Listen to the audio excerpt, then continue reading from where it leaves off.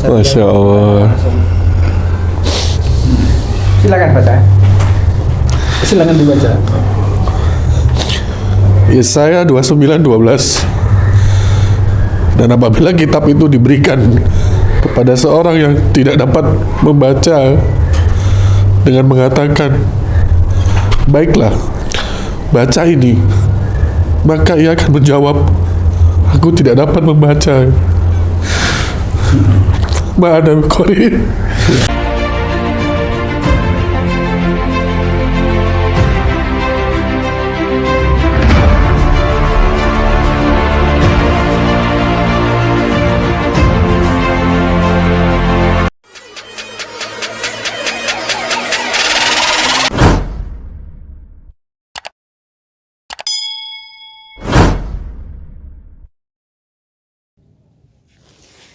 Saudara-saudaraku yang terkasih di dalam Tuhan, bertemu kembali dengan saya Rina Solihin dalam channel Rina Menjawab.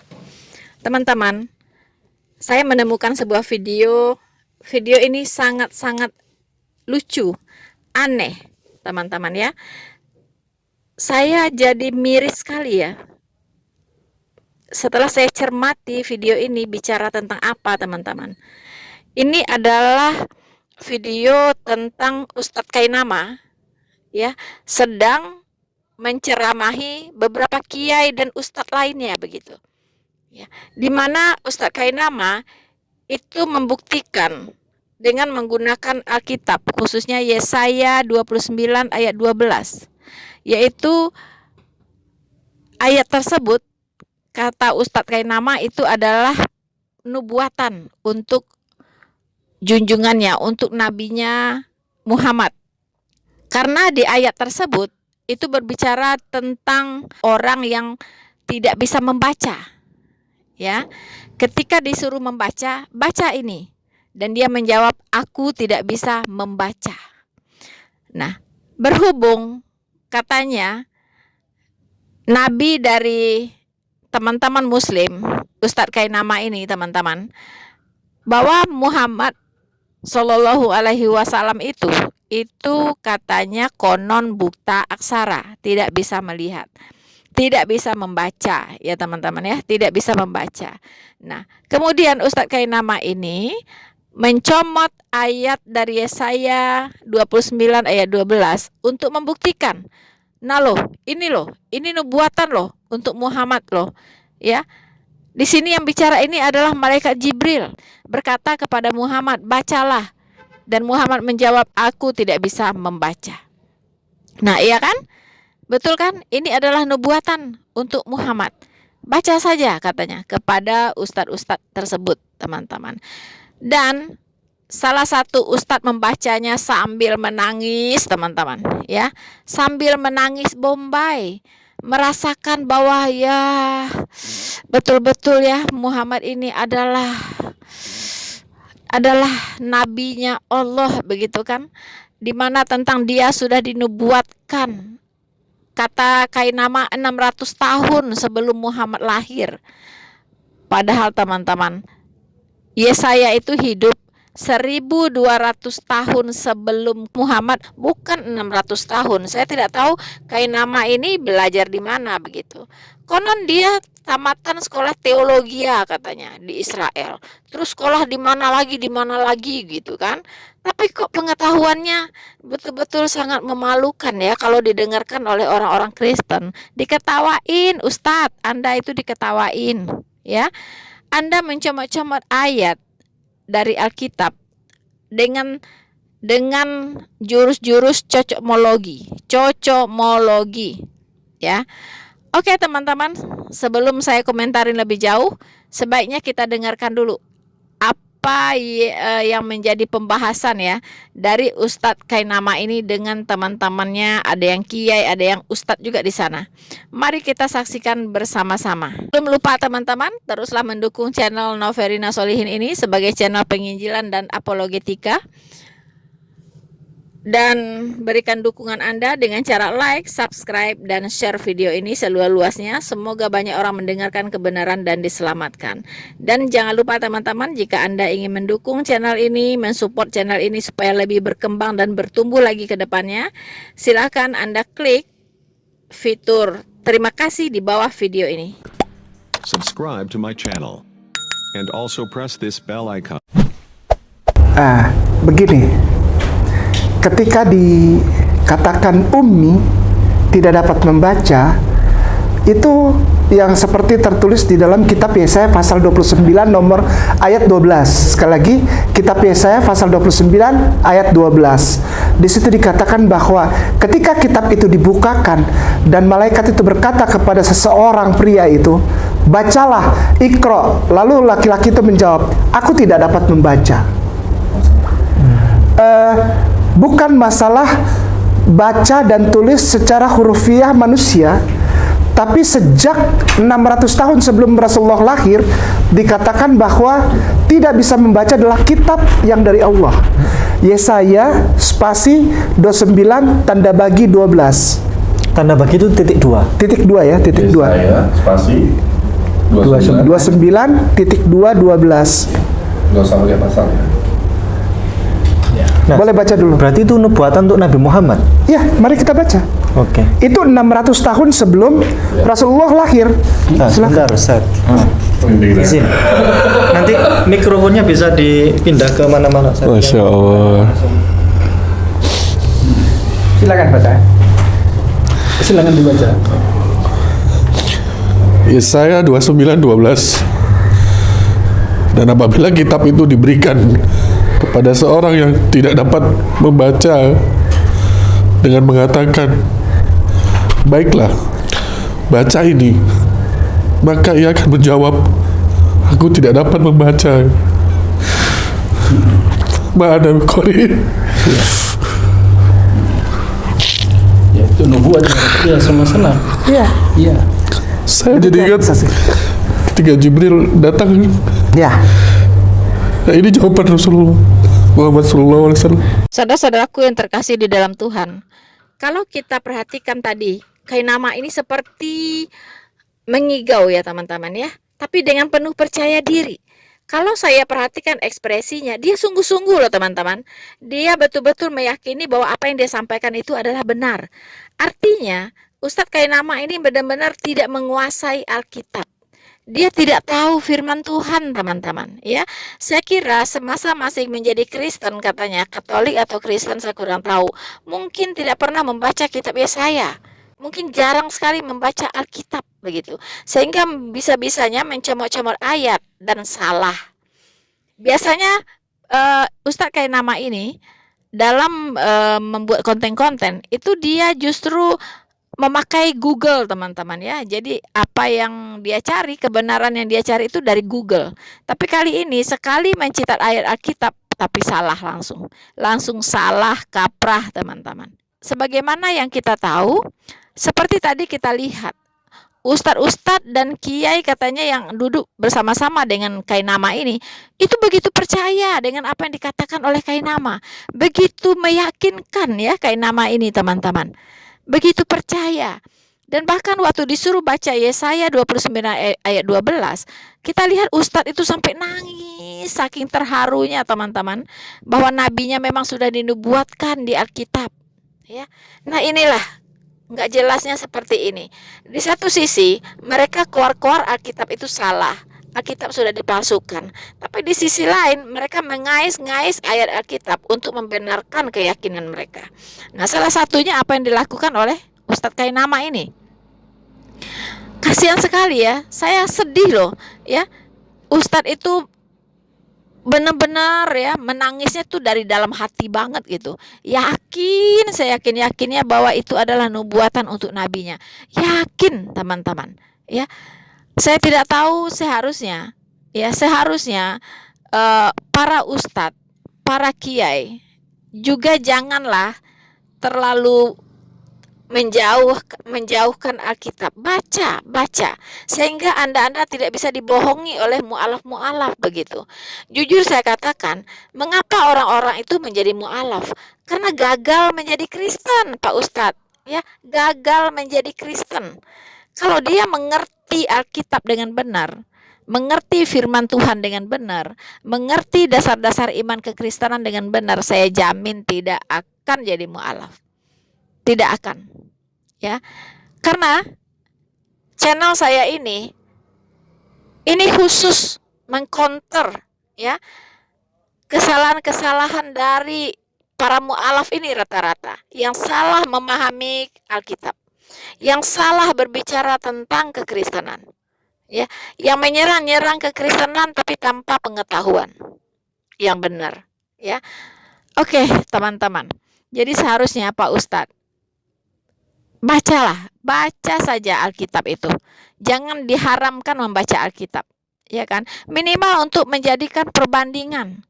Ya, minimal untuk Anda tahu kapan Anda dibohongi, kapan tidak ya oleh para mualaf ini. Pak Ustadz. Ya, bukankah di Islam juga harus membaca kitab-kitab sebelumnya? Yaitu Taurat, Zabur, dan Injil.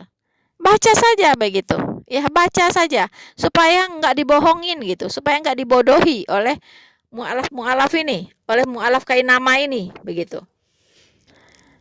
So, teman-teman, mari kita lihat apakah betul Yesaya 29 ayat 12 ini adalah nubuatan untuk Nabi Muhammad Shallallahu alaihi wasallam, ya. Seperti yang dikatakan oleh Kainama. Mari kita lihat. Kainama, kalau membaca Alkitab, Anda harus lihat dulu perikopnya, ya. Harus dilihat dulu judulnya. Kalau kita melihat judulnya, kita tahu ada bayangan ini ayat ini bicara tentang apa sih? Begitu, ya. Jadi untuk melihat perikop itu sangat penting dalam membaca ayat-ayat Alkitab. Nah, kalau kita lihat perikop dari Yesaya 29 ini yang dikutip tadi oleh Ustadz Kainama, itu bicara tentang bangsa yang buta. Nah, dari judul saja seharusnya sudah tahu bahwa Yesaya 29 ini mulai dari ayat 9 dan seterusnya itu berbicara tentang bangsa. Bukan bicara tentang seseorang, bukan, ya. Bicara tentang bangsa. Nah, bangsa apa? Bangsa yang buta, ya. Nah, kalau kita baca sampai ke bawah ayatnya, itu bicara tentang sebuah bangsa, yaitu bangsa Israel. Dia tidak bicara tentang perorangan, dia tidak bicara tentang Muhammad, dia tidak bicara tentang apapun, begitu. Dia bicara tentang bangsa. Ya. Mari saya bacakan teman-teman ayat 9 ya dan seterusnya. Tercengang-cenganglah penuh keheranan, biarlah matamu tertutup, buta semata-mata. Nah, ini udah kelihatan tuh pesan utamanya di sini, ya. Yaitu apa? Biarlah matamu tertutup, buta semata-mata. Teman-teman, jadi di sini tidak bicara apakah bisa membaca atau tidak bisa membaca atau umi. Bukan. Di sini bicara tentang tidak bisa melihat, yaitu mata yang buta. Jadi bangsa ini tidak bisa, ya. Ketika diberikan kitab, mereka tidak bisa membaca, bukan karena mereka buta aksara, bukan, tapi karena mata mereka tertutup, ya. Mata mereka tertutup. Nah, kalau diberikan kitab, dia bilang, aku tidak bisa membaca. Ya karena matanya tertutup, begitu. Dibutakan. Ketika yang bisa membaca diberikan kitab, dia bilang, aku tidak dapat membaca karena kitab ini termaterai. Juga tertutup, matanya tertutup. Jadi dia tidak melihat apa-apa gitu. Ya, baik yang bisa membaca maupun yang tidak bisa membaca, tidak melihat apa-apa ketika kitab diberikan. Nah, begitulah perumpamaannya, teman-teman. Jadi tidak bicara tentang buta aksara atau umi. Oke, jadilah mabuk tetapi bukan karena anggur, jadilah pusing tetapi bukan karena arak. Sebab Tuhan telah membuat kamu tidur nyenyak. Matamu, yakni para nabi, telah dipejamkannya, dan mukamu, yaitu para penglihat, telah ditudunginya. Maka bagimu penglihatan dari semua itu seperti isi sebuah kitab yang termaterai. Nah, teman-teman, di sini ada kata seperti. Jadi ini sebenarnya analogi, teman-teman, bahasa analogi. Jangan diterjemahkan secara harafiah ya kitab ini, teman-teman. Ini bahasa analogi ya. Itu dikatakan bahwa seperti kitab ya, seperti kitab yang isinya. Nah, teman-teman ya. Jadi ini tidak bisa ditafsirkan secara harafiah, teman-teman. Ini adalah perumpamaan, analogi ya. Mari kita lanjutkan. Nah, ini harus dibawahi, termaterai itu artinya terkunci ya. Apabila itu diberikan kepada orang yang tahu membaca dengan mengatakan, "Baiklah, baca ini," maka ia akan menjawab, "Aku tidak dapat sebab kitab itu termaterai." Teman-teman ya. Jadi, bangsa ini betul-betul bangsa yang buta rohani. Kalau diberikan kitab suci, ada saja alasannya ya. Kalau dia bisa membaca, dia bilang, "Aku tidak bisa membaca karena kitab ini termaterai." Nah, itu ngeles, teman-teman, ngeles betul-betul orang yang tidak mau mengenal kebenaran ya.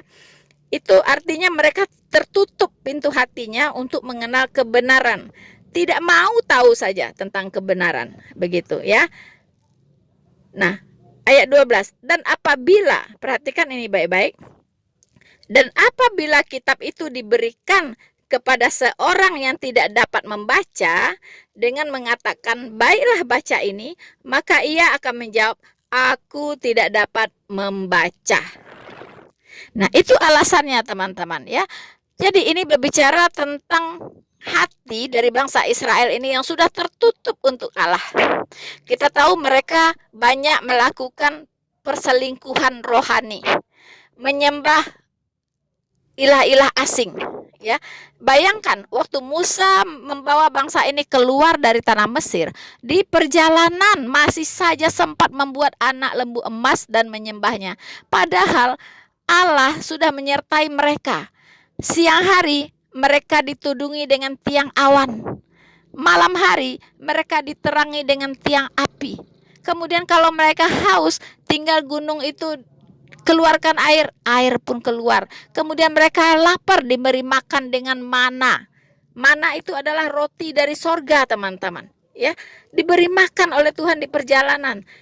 Kuasa-kuasa, mujizat-mujizat apa yang tidak dilihat oleh bangsa Israel. Tapi mereka masih saja mau menyembah lembu emas, anak lembu emas yang mereka buat dengan tangannya sendiri. Demikian juga, teman-teman, mereka bangsa Israel ini sampai detik ini masih menolak Mesias yang mereka tunggu-tunggu, dan mereka sudah menyalibkannya. Padahal Mesias tersebut sudah diberitakan di kitab mereka, sudah dinubuatkan ya di kitab para nabi. Bahkan di kitab Kejadian pun sudah diberitakan, dan secara spesifik diberitakan di kitab Yesaya. Tapi mereka tetap tidak mau menerima. Mereka tidak mengenal itu. Seolah-olah mereka tidak membaca kitab Yesaya ini. Benarlah tadi yang dikatakan. Kalau diberikan kitab, dia bilang tidak bisa membaca. Seolah-olah matanya tertutup, teman-teman. Ya, kita yang orang-orang perjanjian baru saja mengerti betul bahwa Yesus Kristus adalah Mesias yang dijanjikan itu. Dan itu sudah datang. Bahkan sudah akan datang lagi yang kedua kalinya. Bangsa Yahudi masih nunggu-nunggu, teman-teman, sampai detik ini. Begitulah ya, bangsa Israel ini bangsa yang tegar tengkuk, teman-teman ya. Makanya di Yesaya menulis bahwa bangsa Israel ini adalah bangsa yang buta rohani, teman-teman ya. Bangsa yang buta rohani, yang tidak mau mengenal kebenaran dan tidak mau melihat kebenaran. Nah, ini berbicara tentang perumpamaan ya. Kalau diberikan kitab kepada bangsa Israel ini, kalau dia bisa membaca, dia bilang, "Aku tidak bisa membaca karena kitab ini termaterai." tetap tidak mau terima kebenaran, teman-teman. Nah, seandainya kitab ini diberikan kepada orang yang tidak bisa membaca, maka dia akan berkata, aku tidak dapat membaca. Tegar tengkuknya bangsa Israel ini. Mengapa? Nah, di ayat 13-nya, dan Tuhan telah berfirman, oleh karena bangsa ini datang mendekat dengan mulutnya dan memuliakan aku dengan bibirnya, padahal hatinya menjauh daripadaku, dan ibadahnya kepadaku hanyalah perintah manusia yang dihafalkan. Mereka sepertinya melakukan ibadah mereka, ya, tapi hati mereka jauh sekali dari Allah. Ya. Mereka menjadikan ibadah mereka itu hanya seperti rutinitas, teman-teman. Sementara hidup mereka jauh dari kebenaran. Jadi ibadah-ibadah mereka itu hanya seperti rutinitas, seperti makan obat saja gitu, ya. Mengucapkan kata-kata yang dihafalkan, yang diulang-ulang, begitu kan? Itu, gitu. Tapi hati mereka tidak tertuju kepada Allah. Hati mereka tertuju kepada yang lain. Begitu, teman-teman. Nah, ini yang dimaksud Yesaya 29 ayat 9 sampai seterusnya ini. Ini berbicara tentang bangsa Israel yang tegar tengkuk, yang buta rohani. Ya, tidak berbicara sama sekali tentang seseorang, apalagi bicara tentang Muhammad, tidak. Sekali lagi tidak, ya. Jadi maaf Ustadz Kainama, Anda sudah membohongi, sudah membodohi saudara-saudaramu yang seiman, ya. Bahkan kiai-kiai dan ustadz-ustadz kau bodohi. Sampai dia menangis terseduh-seduh karena dianggap benar pula apa yang kau katakan itu. Ya kan? Tanpa harus cek and recheck dulu. Begitu. Jadi ustadz-ustadz, kiai-kiai, be smart. Ya, be smart. Supaya apa? Supaya tidak dibodohi, tidak dibohongi ya oleh orang-orang yang sok tahu padahal tidak tahu, begitu kan? Nah, jadi teman-teman, sedih sekali rasanya ya kalau saudara-saudara kita banyak yang dibodoh-bodohi, banyak yang termakan kebohongan-kebohongan seperti ini, dan mereka begitu taat menjalankan itu, gitu. Tetapi kalau dibohongi, kalau dibodohi, sia-sialah semua itu, teman-teman. Ya, kasihan sekali. Ya, jadi please deh, ya Ustadz Kainama, Anda harus belajar lebih banyak dan Anda jangan membodohi orang. Anda belajar dulu deh yang benar, belajar dulu yang benar gitu. Jangan malu-maluin gitu. Ya, saya sudah berapa banyak mengcounter omongan-omongan Anda di video saya. Ya kan? Sangat memalukan. Jadi mohon ya, Saudara Kainama, belajarlah.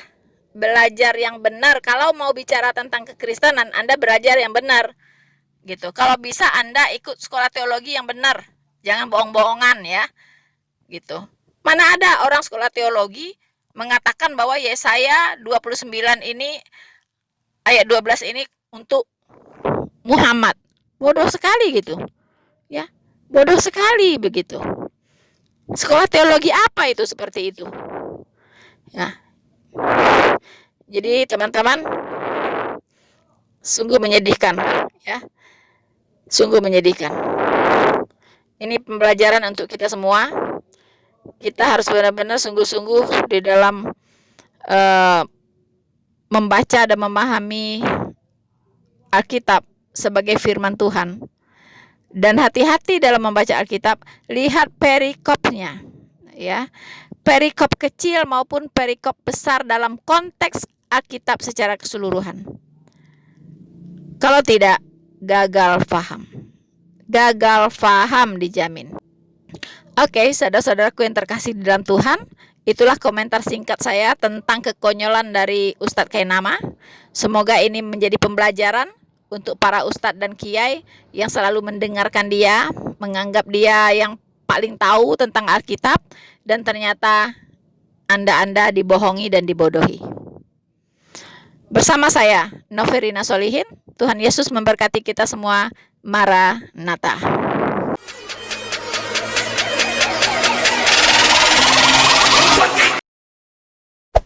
Hey there. Subscribe to my channel.